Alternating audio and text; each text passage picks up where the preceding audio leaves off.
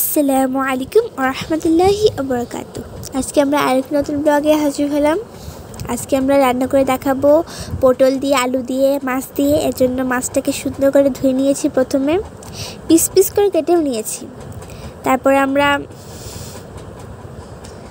এখন রান্নার কাজে চলে আসলাম।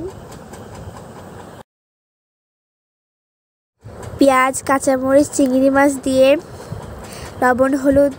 লবণ হলুদের গুঁড়া দিয়ে নিয়েছি। আমরা আলুটাকে নিয়েছি, পটলটাকে ভিতরে পিস পিস করে কেটে নিয়েছি, জন্য ভিতরে মশলাটা ভালো করে ঢোকে, এর জন্য এরকম করে কেটে নিয়েছি। আমরা এখন মাছটাকে দিয়ে দিলাম। মাছটাকে দিয়ে সুন্দর করে নেড়েচেড়ে দিতে হবে। মাছটাকে কষানো হয়ে যাওয়ার পরে এর ভিতরে পর্যাপ্ত পরিমাণে পানি দিতে হবে।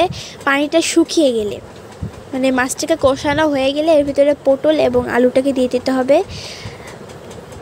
আপনাদের কাছে ছোট্ট রিকোয়েস্ট, আমাদের ভিডিওটি না টেনে সম্পূর্ণ দেখার অনুরোধ রইল। গাইস দেখুন, আমরা এখন রেস্টে দেব। আমাদের ভিডিওটি যদি আপনাদের ভালো লাগে অবশ্যই লাইক, কমেন্ট, শেয়ার করে আমাদের পাশে থাকবেন। আরও নতুন ব্লগে দেখা হবে আপনাদের সঙ্গে। এরকম খাবার আপনার বাসায় ট্রাই করে দেখবেন। আপনারা পরিবারের সবাই, ছোট বড় সবাই পছন্দ করবে এই ধরনের খাবার। ভালো থাকবেন, সুস্থ থাকবেন। আরও নতুন ব্লগে দেখা হবে।